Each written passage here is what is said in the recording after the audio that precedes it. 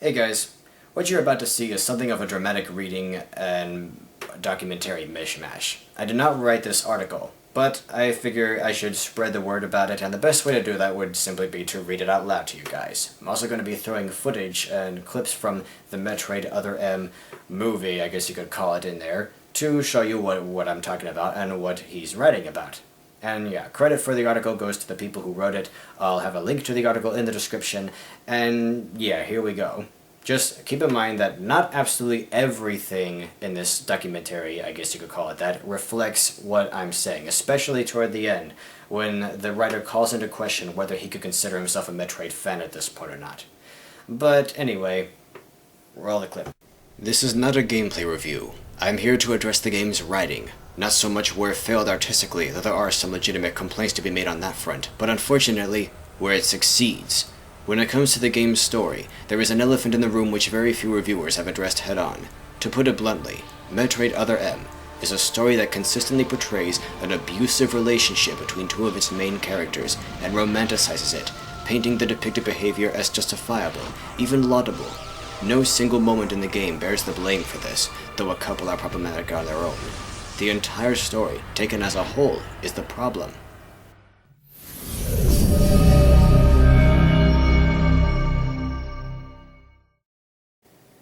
A few individual parts of the game's story have already been causing a lot of controversy among fans. These include a military officer insisting on explicitly authorizing all of Samus's equipment use, the subsequent Hell Run sequence where she follows orders not to use her Variosuit in a superheated area, and a protracted meltdown during a confrontation with her old enemy Ridley.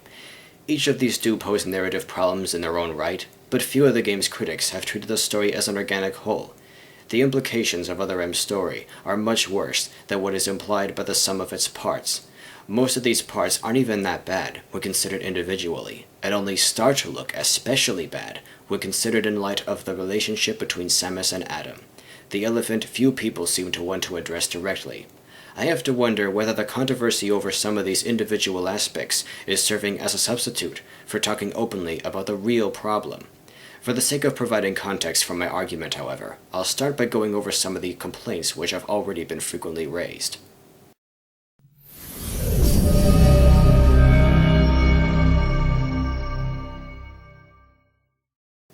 The game's authorization mechanic has ended up becoming one of the more controversial aspects of the game. Unlike most Metroid games, where Samus wanders around the game world searching for weapons and upgrades to give her suit new abilities, Other M has the bounty hunter starting with all of her equipment, but waiting for a military officer to explicitly authorize its use. Let me say this up front. There is nothing wrong with Samus taking orders in this situation, per se. On the other hand, when she finds herself in immediately life-threatening situations, it's bizarre that she would wait for new orders, rather than taking initiative to protect herself. An acquaintance of mine who was on active duty in the military was particularly vehement about this. Soldiers in the field do have a certain amount of autonomy, but during the course of the game, Samus isn't even formally under Adam's command. Even so, the game does try to offer something like a reasonable explanation for it. In an early cutscene, General Adam Malkovich explains that the area is full of sensitive equipment and potentially civilian survivors. Adam, monitoring events in real time from his position in the control room and having prior knowledge of the facility, is also in a better position to know when dangerous weapons might be safe for use without risking civilian lives. For this reason, it makes sense for Samus to wait for Adam to authorize the use of weapons like missiles and bombs, even if it feels a bit arbitrary from a gameplay perspective. In itself, there isn't anything strange or untoward about this justification. It makes sense, although at times Adam seems to make things unnecessarily hard. What the story doesn't offer is a mission justification for Adam's refusal to authorize non-weapon equipment like the space jump, the grapple beam, or the Variosuit, particularly in situations where they are urgently needed for Samus's safety, and at times to protect other characters as well. There are really two things at work here. The gameplay mechanic, where Samus's equipment is activated once she reaches particular waypoints, and the narrative that Sakamoto created around it. I found myself wishing that Other M's story had accounted for this gameplay mechanic in a different way, or not at all. Many other mechanics like health expansion pickups are simply left unexplained. As it is, we're left with a story about the gameplay mechanic which at times reflects poorly on both characters.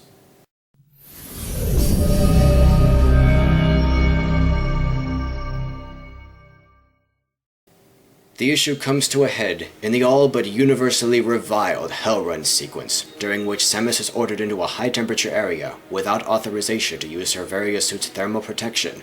Samus is left to struggle through intense heat for a dangerously long time, losing health the whole way, until Adam finally radios in to inform her that now, suddenly, the various suit is authorized. This is a point where the story and the game mechanics crash into each other head-on. Why would Adam wait this long before authorizing the various suit? Why would Samus obey a suicidal order and needlessly march into an inferno without thermal protection? The obvious answer, that the game's designers wished to include a grueling health-sucking gameplay sequence, doesn't account for the narrative choices which were made surrounding it. There are multiple ways Sakamoto could have worked in such a gameplay sequence without doing this. Just off the top of my head, I can imagine the game's villain sneaking into the heated sector's control room and turning up the heat beyond the various suit's capacity, requiring Samus to race to the controls to turn it back down.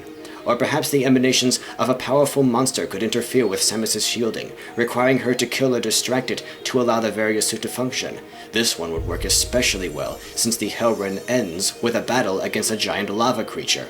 If you got to rewrite even just the scene's dialogue from scratch, you could probably think of more yourself. Considering the multitude of easy, sensible options for justifying a Hell Run, some of which would require only dialogue changes, why would Sakamoto have Adam simply neglect to authorize the suit? I think the most charitable explanation is that Sakamoto wrote the dialogue without thinking about its implications for the characters. Simple bad writing, in other words. The alternative would be that Samus and Adam are acting consistently in the way he imagines the characters, which would be unfortunate given that the least damning fan explanation for Adam's delay that I've seen offered so far is that he fell asleep on duty. Samus, activate the variant feature on your suit to protect yourself from heat damage.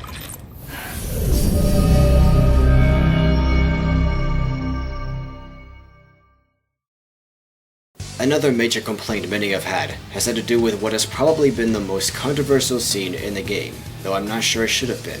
Samus, upon confronting her old archenemy Ridley, suffers a crippling nervous breakdown, apparently costing a comrade his life before she finally recovers the will to fight, and then loses the nerve to finish Ridley off. There are several reasons why this scene is problematic. One is that the game fails to explain Samus' apparently crippling fear of Ridley.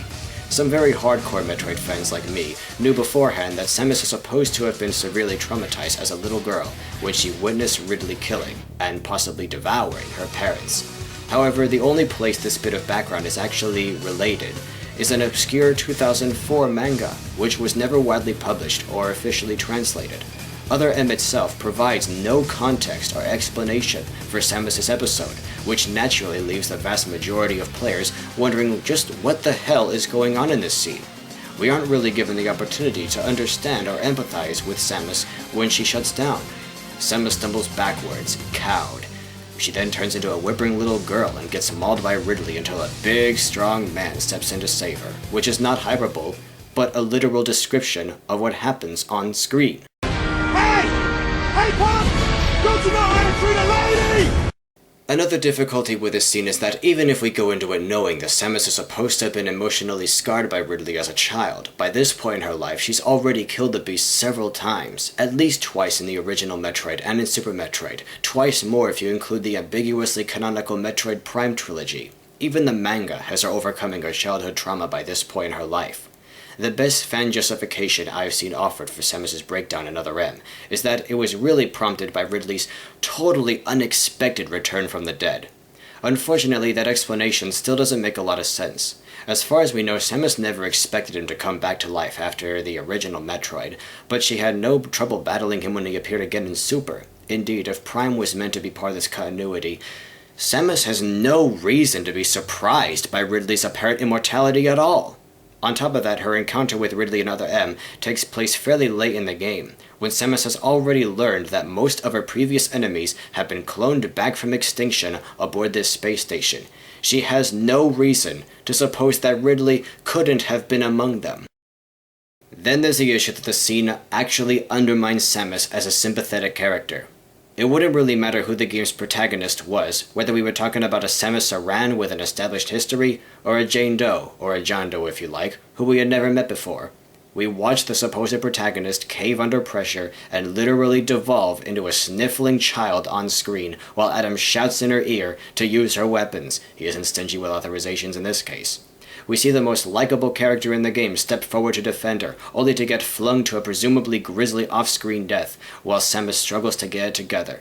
And even after Samus snaps out of it and confronts the beast, she ultimately walks away from the stunned Ridley without delivering the necessary coup de grace, allowing him to get back up and escape. All of these failures come without context or explanation. The overall effect of the scene and the ways presented isn't so much to get the player to sympathize with the protagonist and her vulnerability, as it is to belittle her. I hesitate to think that this is what Sakamoto intended, but the scene really does make Samus look bad. Now, if I were to consider this scene individually, divorced from the rest of the game, I would conclude that Sakamoto probably just wanted to acknowledge Samus' childhood trauma as part of fleshing out her character. But as with the Hell Run, his way of doing so makes very little sense by itself, and in this case even risks the player losing a lot of respect for both Samus and the story.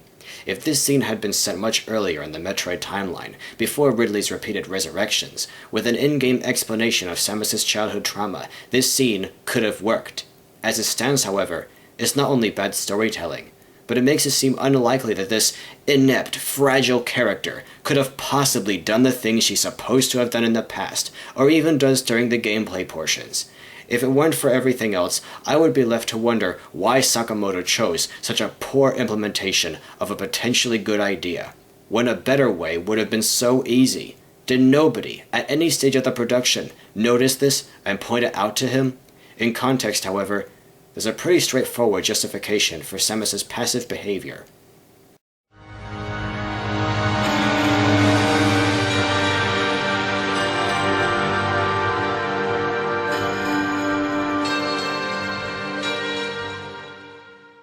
The central problem of Other M's story, the elephant in the room that colors all the scenes we've already discussed and unfortunately ties them all together in a way that makes too much sense, is the relationship between Samus Aran and Adam Malkovich. For fans of the earlier Metroid titles, Adam Malkovich shouldn't be an unfamiliar name. In the 2001 release Metroid Fusion, Samus tells the player that she once served under a military officer named Adam Malkovich, and that she admired him greatly. Throughout that game, it is implied that Adam was more than just a commanding officer to Samus, and that she saw him as a mentor and confidant. At the end of Fusion, we are told that Adam sacrificed himself to save Samus' life, establishing him as even more important to Samus' backstory. Adam himself receives little direct characterization. Nearly everything the player knows about him is learned from Samus' descriptions. The end of Metroid Fusion, which has Samus reunited with the dead Adam's computerized intelligence, was one of the most happy and uplifting scenes in the entire Metroid series. When Adam's presence in Other M was revealed at the game's unveiling in 2009, featuring Adam's signature line, "Any objections, lady?" fans were eager to see who this mysterious military man was for themselves. In Metroid Other M, as in Metroid Fusion, Samus tells the player that she looks up to Adam for support and advice. Other M goes even further in having Samus admit that, as an orphan, she even saw Adam as a surrogate father figure. Quite a lot of Samus' narration in this game is devoted to Adam. It might not be inaccurate to say that she talks more about him than anything else. She describes him as her father figure, her best friend, her closest confidant. But the kind of relationship Samus describes, both here and in Fusion, is very, very different from what we get to see for ourselves in Other M. Even in the flashbacks she herself relates. From the first flashback of Samus serving under Adam in the military to the end of the game, we are never shown Adam acting in this benevolent role that Samus has been so eager to tell us about.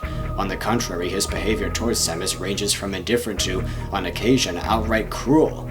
Some of this is accounted for by the falling out they had prior to her career as a bounty hunter. More on this shortly. But even during the flashback sequences that depict Samus and Adam during their alleged good times, this characterization remains unchanged. In a lengthy cutscene early in the game, Samus tells the player that she used to be a soldier under Adam's command, at which time she came to see him as the father she never had. Why does she see him this way? Apparently because he called her lady during mission briefings, which Samus even admits was a backhanded compliment.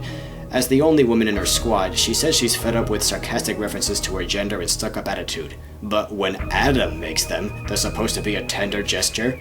If there was ever anything better, Samus never tells us about it and we aren't shown it. Most of the time, he seems barely willing to give her the time of day. This cutscene was Sakamoto's opportunity to let his audience see why Adam is meant to be a likable character, how he earned Samus's respect, and the nature of their intimate friendship. The fact that he not only failed to do this, but only ever showed Adam treating her with what appears to be cool condescension, left me wondering whether Samus was meant to be an unreliable narrator. The game offers little to suggest that her supposed close friendship with Adam isn't all in her head. In terms of what Samus or Sakamoto actually has to show us, Adam really doesn't seem to be anything special, either in Samus's life, or even as a character. From that point in the game onward, Samus spent much of her narration talking about Adam, Adam's opinions, Adam's expectations of her, Adam's convictions, and so on, often to the exclusion of her own. Also, as her praise of Adam increasingly contradicted the events she recounted on screen, it really reinforced the impression that Samus was obsessed with Adam, and was idealizing him in an unhealthy way. It got worse when Adam unofficially re-recruited Samus, who reflected, "Having received mission orders from Adam, I felt confused and strangely exhilarated at the unexpected turn of events. I responded, 'Understood, Adam. No objections, of course.'" Yes, this is exactly how the dialogue goes. Finding herself under Adam's command and forbidden to use her signature weapons makes Samus Aran feel confused and strangely exhilarated. Samus's fixation on Adam, as portrayed, seems less and less healthy. Adam, for his part, doesn't seem especially thrilled to see Samus again. As I mentioned before, an incident that led to the end of Samus's military career has apparently driven a wedge between them. Samus seems intent on earning Adam's forgiveness for it. In the meantime, Adam makes a point of being hard on her. So, what was this rebellious incident that Samus needs to atone for? Turns out it was leaving Adam's command. Towards the end of Samus's military career, her unit under Adam's watch was performing a rescue mission while another soldier, Ian, coincidentally Adam's younger brother, was working on repairing a faulty drive unit that abruptly went critical. Samus begged Adam for permission to retrieve him before the engine core exploded, but Adam judged that there wasn't enough time. He forbade Samus from making a rescue attempt, instead ordering the drive section to be immediately detached from the ship with Ian still on board. Ian was killed in the explosion, but hundreds of lives were saved. Although she protested, Samus did obey Adam's difficult order. However, not wanting to go through this again, she ultimately resigned from the military to find independent work as a bounty hunter, and that's it. The implications of this? To put it simply, Adam is apparently angry at Samus because she left his command, and Samus herself sees this as a personal slight that she needs to make up for. In effect, what Samus expresses regret for here is the independence that in previous titles, and the Prime games in particular, seemed such an important part of her character. It doesn't seem like an especially healthy regret. The unhealthiness of the depicted relationship becomes more dramatic as the game progresses. One thing which quickly becomes evident is that Samus seldom offers her own opinion on a subject. A particularly plain example of this is when Samus finds evidence that the Galactic Federation has been conducting illegal bioweapons research and immediately condemns it with the words, "Life, no matter what form it takes as it's born into this often cruel universe, should not be tampered with." That was Adam's philosophy. We never get to find out what Samus's opinion on the matter is, though presumably she agrees with him. Also, despite her desperation to rescue Ian, we're never actually shown that Samus has any sort of personal attachment to him. At one point, we even get a glimpse of a photograph of her and Ian together, in which she's uncomfortably shrugging off his attempted hug with a look of disgust on her face. The sole justification she offers when she desperately begs for permission to risk her life in a suicide mission to save him? That he's Adam's brother. She wasn't determined to save him and crushed when she couldn't because of her own attachment to Ian, but because she was worried for Adam's sake. Throughout the game, Samus, in expressing herself and in her self-image and relationship, constantly defines herself in reference to Adam. She doesn't seem capable of taking ownership of her own beliefs and emotions. All of this culminates in what is by rights the single most shocking scene in any game produced by Nintendo. The scene where Adam shoots Samus in the back!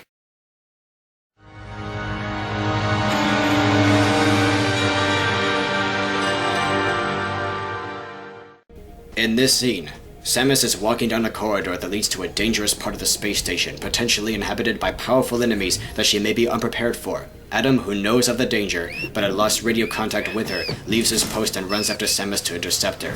But instead of shouting at her to stop, he shoots her in the back, without provocation, with an actual, potentially lethal weapon.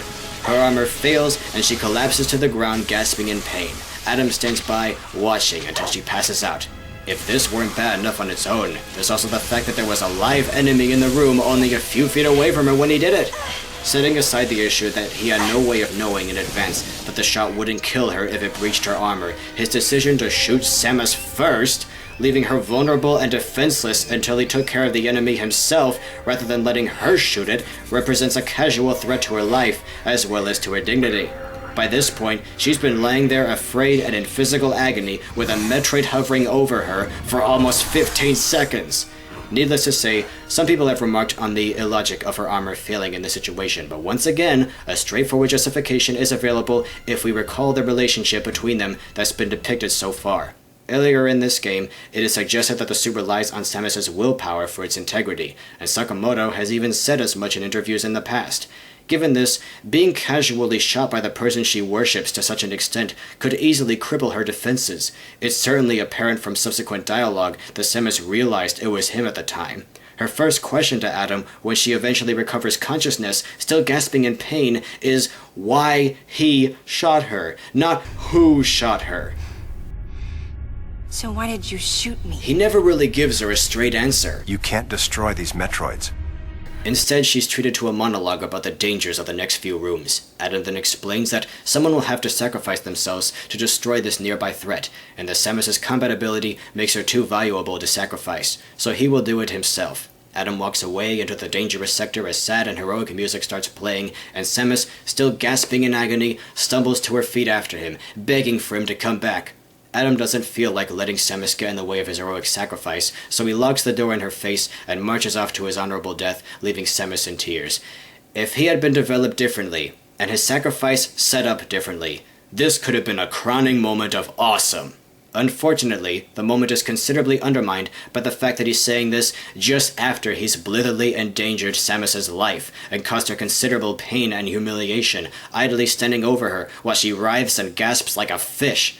The scene continues without apology, and even Adam's flattering Savior of the Galaxy line never actually goes beyond praising her utility to him as a weapon. She can defeat Ridley, he can't, though the game doesn't actually let her redeem the chance she blew earlier. This could represent a moment of genuine concern for her welfare, but, in part because of the way he's just treated her, it comes across as manipulation to achieve a military objective. Towards the end of the scene, he does finally add, I'm sorry for getting a little rough with you. Good luck, Samus. a very belated non-apology that minimizes what he just did. The omissions are also glaring. Presumably, if he hadn't meant to hurt her, he would have said as much. The maddening thing is that he had no reason to hurt her. Samus has repeatedly proven her loyalty in hard situations. She obeyed Adam's order not to try to rescue Ian, even though it pained her to do so. The game even flashes back to that very scene as she's in the present, begging Adam to let her go instead of him. Even now, when she is no longer officially under his command, Samus has still slavishly followed all of Adam's instructions in the game so far, even in situations where doing so has put her in unreasonable danger, like the Hell Run, or the time she gets trapped in a kill box penetrable only by wave beams. The one time during the course of the game when she didn't wait for his order was the one time when he wasn't able to give it.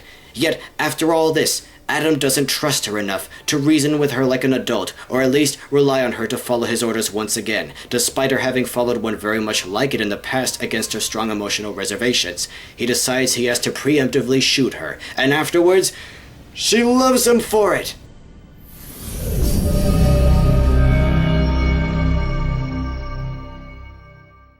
Remember when I said the Hell Run sequence made no sense on its own? Look at it again, in light of everything we've discussed. Like most of the rest of the game's WTF moments, it suddenly makes too much sense.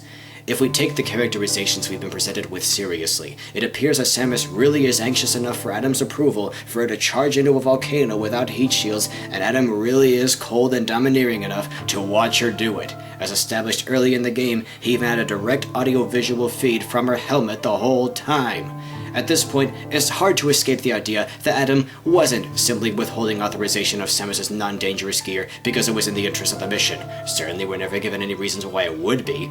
It really ends up looking like he was just doing it to throw his weight around and make sure she knew her place after running away from him before. You don't move unless I say so. and you don't fire until I say so. This isn't nonsensical writing at all. Unfortunately, it's a romanticized but pretty internally consistent depiction of an incredibly sick relationship. There is a moment late in the game where Samus seemingly gets fed up with Adam's unreasonable orders and starts activating necessary movement equipment with a slightly snarky line. Any objections, Adam? I cheered. Unfortunately, looking back on it, the moment was spoiled for me when I realized two things. One, Samus only says this after she's lost radio contact with Adam and thinks he can't hear her. Two, as soon as Adam catches up with her after this, he shoots her. With respect to the first point, is telling that Samus starts to regain her nerve when she thinks Adam is absent. With respect to the second, it's hard to escape the impression that Adam, or at least the writer, thought this meant that she needed a lesson in submissiveness. That's what you get for running your mouth, bitch! You will submit to me! The depicted relationship also provides a straightforward justification for her breakdown in front of Ridley that I alluded to earlier. Samus has certainly faced Ridley many times before. Indeed, a similar breakdown in past games when there was no one around to save her would have gotten her killed. What's different this time? Back under a vengeful Adam's thumb, with him staring through her helmet cam and barking orders through her earpiece, Samus is effectively infantilized. In keeping with the game's overall lack of thematic subtlety, we're even shown it happening in visual form on screen.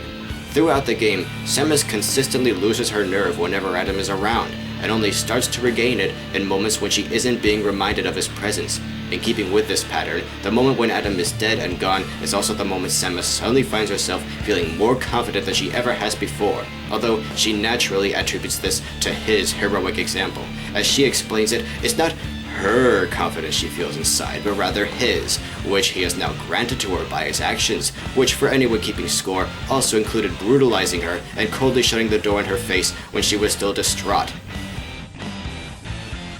Now, if Other M acknowledged that what was going on between Adam and Samus wasn't right, I could have at least lived with it.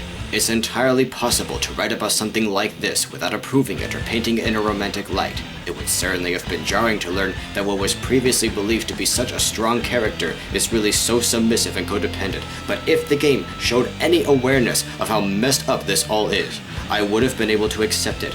But until the very end of the game, the script and soundtrack go out of their way to paint Adam as a heroic figure, possibly even a romantic one. The game spends an extended elegiac scene on his death, and as mournful music plays, Samus monologues about how she will have to struggle with the loss of her beloved father figure. The very ending of the game features a post-credits sequence in which Samus sneaks back to the condemned space station, risking her life to retrieve Adam's helmet as a memento of him. Chronologically later in Metroid Fusion, Adam Malkovich will be reborn as an immortal computer companion, coming back from the grave to give the game its happy ending, or what we thought was a happy ending. If this is the Adam who will return to her life, the ending of Fusion has, as of Other M, been transformed into a complete and total nightmare. Yoshio Sakamoto apparently sees nothing wrong with this.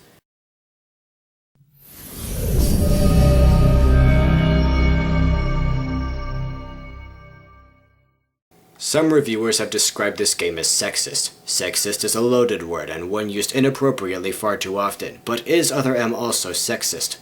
While I've avoided the question of gender so far, Sakamoto doesn't really let us ignore it in Other M. Samus's womanhood is emphasized so often that it becomes less of an issue of reading between the lines and more of an issue of constantly being hit over the head with it. Wait, are you telling me Samus is a woman? To begin with, in contrast to the earlier games, Samus' sex is made pretty obvious early on. Near the beginning of the game, we get to see Samus in her skin-tight Zero suit, the camera lingering over her ample anatomy in classic male gay cinematography. We are also afforded plenty more excuses to see her without armor later on. By itself, this is partly simple fan service, and to Sakamoto's credit, he insisted on toning down what Team Ninja wanted to do.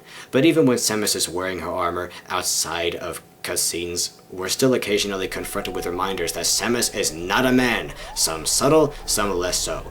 For example, Samus can walk into women's restrooms complete with furnished nursing lounges, but the adjacent men's rooms remain permanently closed to her. Perhaps the door mechanism can detect paired X chromosomes. Motherhood and stereotypical female emotions are also recurring themes. Including Samus, there are 3 female characters in the game, all 3 of whom exhibit dramatic failures of judgment due to their maternal instinct. The heavy-handedness with which the maternal emotion theme is driven home throughout the course of the game is even evident simply in its title. The initials of Metroid Other M spell out Mom. As if to remove any doubt, the awkward subtitle Other M is itself a trivial anagram of mother. Samus races to the baby bottle-shaped bottle ship in response to a distress signal dubbed the baby's cry. The entire plot of the game even depends upon and repeatedly refers to Samus's original decision in Metroid 2 Return of Samus to spare an infant Metroid, which Sakamoto insisted the localization team have Samus referred to as the baby and only the baby. If the game's creators think that there is more to the experience of being a woman than being an emotionally driven womb with legs, the game doesn't really seem to acknowledge it. In light of this obsession with Samus's femininity, is the story's treatment of her sexist? Frankly, yes. Yes, it is. It's impossible to ignore that the same game which goes to such ridiculous lengths to emphasize Samus' sex is also the game that romanticizes her submission to abuse at the hands of a male authority figure. At best, this is a very unfortunate coincidence. At worst, it may be putting Samus in this kind of relationship that reflects the author's female ideal.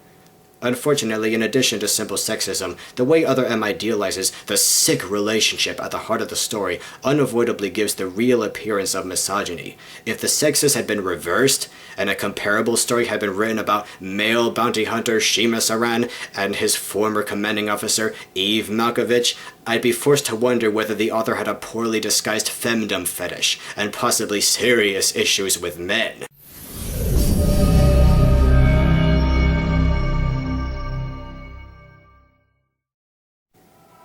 There is little in the game to suggest that Sakamoto set out to write what he saw as a violent or abnormal relationship.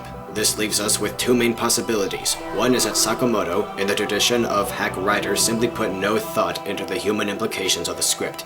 An untalented writer might well rush through a story without taking the implications of each event into consideration or looking back on his own work with a critical eye.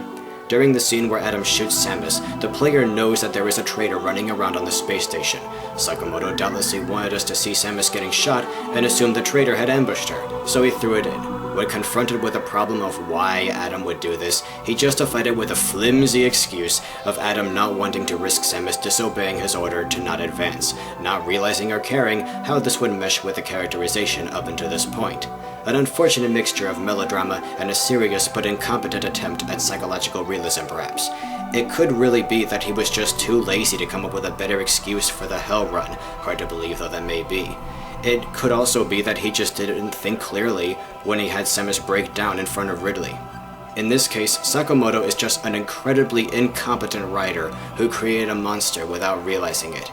The other, which I am very reluctant to believe, is that Sakamoto sees nothing wrong with this story and believes that a relationship like Adam and Samus's is an acceptable and even desirable one. That this is what caring looks like. If this is true, then Yoshio Sakamoto has much bigger personal problems than poor writing ability. I would much rather believe that this is not the truth, but it's difficult to imagine how the relationship could be developed so consistently in this way if it didn't owe something substantial to his worldview. It'd be one thing if the game just had a few unfortunate moments. The problem is that it just keeps doing this.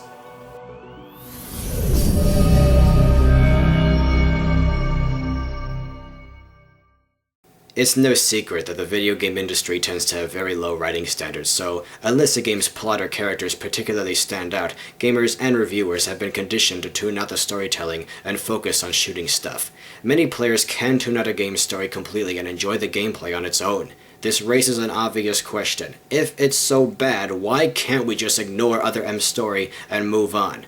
I don't think we have that luxury, for 3 reasons. The first reason is that Yoshio Sakamoto, Other M's producer, director, and writer, clearly wants us to pay attention to it. Not only does the game have loads and loads of cutscenes, it actually devotes an entire section of its in-game menu to keeping track of plot points and the characters you encounter over the course of the game. Every time you load a save game, you're greeted with a plot recap. Your reward for beating the game is even theater mode. All of the game's lovingly rendered cutscenes strung together with pre-recorded adventure footage to make a feature-length movie without the distraction of gameplay. He meant for the story to be appreciated on its own terms and went through great lengths to ensure that players would get the whole thing. He didn't intend for the story to be ignored. Second, because Other M is Yoshio Sakamoto's definitive statement on the character of Samus Aran, one of the oldest and most iconic video game heroines, second only to Mrs. Pac-Man, I suppose. Until the release of Other M, Samus had received very little canon characterization. We knew very little about her except that she was a woman, evidently powerful and brave enough to enter enemy strongholds and confront alien horrors alone. As a result, over the course of 2.5 decades, she became an empty vessel for the dreams and aspirations of at least 2 generations of gamers, many among them women. The characterization of Samus Aran is both personally and historically significant to many. As Sakamoto put it in an interview with CVG, "Depicting the story of Samus Aran in this game was one of the most important game design concepts from the very beginning, because before Other M I did not think about what kind of person Samus Aran was and how she thinks and her personality. Plus, because of the existence of the Prime series, many people might have different ideas about what kind of person Samus Aran was. So with Other M I really wanted to determine and express what kind of human Samus Aran is, so that we can really tell what kind of natural steps she should be making in the future." This is the bounty huntress who laid low the Mother Brain and destroyed Zebes. This is a woman who ventured alone into the caverns of SR-388 and exterminated the feral Metroid bioweapons. This is one of the first and most enduring heroines of gaming, an icon for female gamers. And after all these years, it turns out that Samus is a battered housewife who takes it and likes it. This is the way in which Yoshio Sakamoto chose to correct the popular conception of Samus Aran being a competent person. Third, because the relationship Other M depicts in such an idealized light is seriously screwed up in its own right. It also represents something which has been uncommon in video games up until now. Offhand, I can't think of any other mainstream video game which has idealized this kind of relationship in this way. This deserves to be openly challenged, particularly given the rising popularity of similar relationships in other media.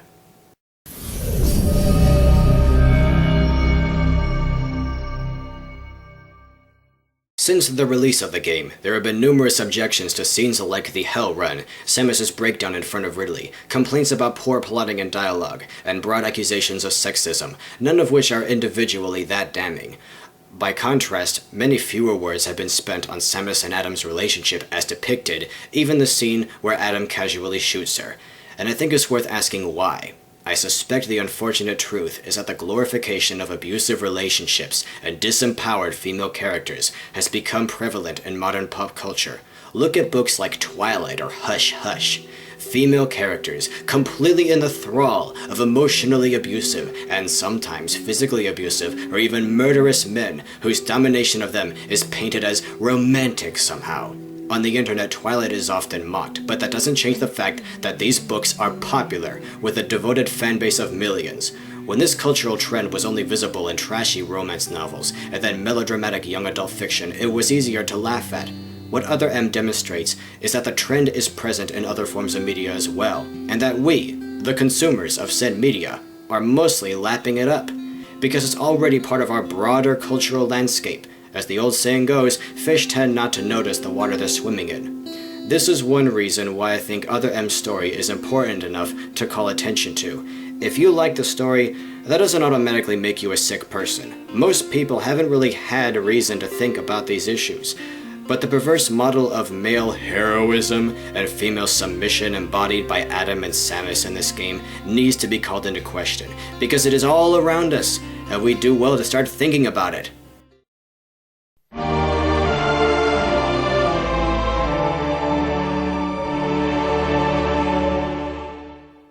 The fact that Samus Aran has long stood as a feminist icon within a genre dominated by male characters adds insult to injury. When Metroid first began, its vague but intriguing plot and mysterious armor-clad heroine had almost as much appeal as the gameplay itself. Metroid could have worked perfectly fine without story. It could work even better with the story, and for decades it did, even if the story was relatively faint and unobtrusive. For the last few releases, the games have been getting more and more story-based, with Sakamoto's very strong emphasis on narrative and Other M, turning Metroid into a series with a story that literally can't be ignored except through well-timed bathroom breaks. This might be fine if the story were different. If Metroid Other M is indicative of the direction the Metroid series will be going from now on, I'm afraid I can no longer be a Metroid fan. For that matter, if Other M represents what Metroid's creators had intended all along but hadn't made clear until now, then I was never really a Metroid fan to begin with. Unfortunately, Sakamoto himself admits that he hadn't thought deeply about Samus Aran's characterization prior to Other M. Now, however, it may be time for Nintendo to think more deeply about Yoshio Sakamoto. What a story, huh guys? To sum up everything, Adam is just mad at Samus for walking out on him and is getting back at her, and she's just gonna lie there and take it like a little bitch, because that's basically what she is in this game, and she has Stockholm Syndrome and she just can't help herself. She can't help losing her nerve whenever her master Adam is around. It's so crazy. Can you believe Sakamoto did this? Can you believe he just managed to devolve these two characters into these utterly dysfunctional cretins? This is basically bad fanfiction of his own material, of his own series. I know it's a really dumb and paradoxical sort of thing to say, but that's kind of how it is. This is just him vicariously acting out his twisted fantasies through Adam. This is just him basically treating Samus like his pet. And don't tell me that, oh, it's just a Japanese thing, because that's just fucking stupid. Screw anyone who says anything like that. Anyway, people keep trying to justify this interpretation of Samus. They try to say that it adds dimension to her. That, you know, change is always good. Not if it actually takes something away that was there before and makes it makes what's new less than what's old. You know, I like change if it adds something to a character, but this does not do that. It does not add more dimension to her. It just makes her look absolutely pathetic. It does ruin Samus's character. And the thing is, I never really thought about things like this until I read this article, and these things that were just like lingering thoughts somewhere back in my mind that had just been resting there for a while suddenly exploded. I'm like, wow, holy shit, he's right. And people keep telling me that this is an inspirational interpretation of Samus, that they love this version of Samus, they admire her. No, this is not the sort of person to be admired. This weak person with Stockholm Syndrome and everything. You know, it would actually be nice if this story was written in a way where it's like she needed to move on from this, to break free from the chains that not even Adam had wrapped around her, but that she had wrapped around herself by giving in to him. You know, that would actually be a pretty interesting story, but no, they try to make it look like this is somehow a good thing. And it is just so screwed up. It's like, and some of the silliest justifications people can come up with are things like, well, she's a stronger character in this because she can run around faster than she can in Metroid Prime. Metroid Prime contributed more to her character. Those games where she hardly talks or anything, they contributed more than this whole game did, with all the droning and everything. Though the one bit of characterization I think was really good was the bit where she gave Anthony a friendly jab on the shoulder. I love that scene so much, and I wish there were more scenes like that. Scenes without the 15-minute long speeches and all that stuff. Just show her doing simple little things like that. That would just be lovely. But nope, they couldn't. You ever heard the saying less is more? I once made a comic called Cats and Dogs, not based on the movie. I mean, it's about like neckos and dog people in some fantasy setting where their whole tribes have been eaten by fairies and they gotta escape. And people loved the story. They thought it was a really good story, but the one thing they could find to criticize was that it was a little too descriptive, that I went a little too overboard with the narrative. I just went into so much detail and fluffed everything up, which it seemed like a good idea at the time, but I soon learned from that yeah, less is more. the audience, the viewers can tell what they're looking at. They can see what's going on. They can make their own interpretation of it. They don't need everything just drawn out, kind of like I'm doing right now. So since then, I've made my stories a little less overly descriptive about things. You know, I've made them just more easy as reads, and people seem to enjoy them more now, because all the fat has been trimmed off. And anyway, I think there's like one other thing I want to say about this. Oh yeah, like in Metroid Prime 3, where she had her ass saved so many times. Is it Samus's fault that she happened to be on a platform that was like smashed and then she like fell down this shaft that she couldn't just magically fly out of? Is it her fault that when Dark Samus blasted her and all her buddies with like that blue radioactive crap and pumped their bodies full of it, is it her fault that she happened to be in a room where like the whole place was covered by that blast and it was basically impossible to dodge? No, these things are not her fault. They are not things you can use against her character. They're just purely circumstantial. They're situational. And this game doesn't have a lot of points where she would need to have her ass saved. This doesn't have a lot of circumstances like that. But usually when she does need her ass saved, it is her fault. Because of her weakness. Because she cops out and she panics. And again, they just made her so weak. You know, Alarm Hat, he made a really cool statement. He said that he thinks it would be more likely that even with the PTSD in consideration and everything, Samus would probably be more prone to having a fit of rage and frothing out the mouth and going like, at Ridley. Like if she saw him, she'd just go ballistic and blow the shit out of him. Even if she went into some kind of mindless rage and forgot about Anthony being around, that would still be more interesting than her total freakout in this game. Anyway, I've rambled on long enough. Point is, you know, I'm not gonna say anything like fuck anyone who likes this game's story, but after everything you've seen here, hopefully you've been a little more enlightened, as I was when I first read this article. So yeah, I do not think this interpretation of Samus is inspirational or anything. It really does like ruin this series. It doesn't complement any of the other games in any good way. Aside from certain little things like explaining how Ridley wound up that corpse with all the life sucked out of it, little things like that, other M just should not be considered canon. The Prime games can be considered canon because those actually contribute to Samus, and they actually show her for what a badass she is, and you get to act out a much better fantasy of this character than you do in this game. And I'm not saying that as like a Prime fanboy, I'm just making a statement that pretty much every Metroid game, except the pinball game and the Hunters game, pretty much every game, 3D and 2D alike, has been absolutely great and added so much to the series. But this is that one bad apple that just cannot be forgiven. And let's hope that whatever path they're on now, they'll be able to diverge from. I mean, the makers, they seem confused that people didn't receive the story very well. Well, not everything is into the crap you're into, Sakamoto. So anyway, toodles guys, see you next mission.